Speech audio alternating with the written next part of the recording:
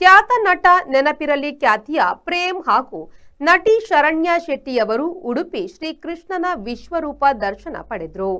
ಬಳಿಕ ಪರ್ಯಾಯ ಪುತ್ತಿಗೆ ಶ್ರೀ ಸುಗುಣೇಂದ್ರ ತೀರ್ಥರಿಂದ ಕೋಟಿ ಗೀತಾ ಲೇಖನ ಯಜ್ಞ ದೀಕ್ಷೆ ಸ್ವೀಕರಿಸಿ ತೆರಳಿದ್ರು.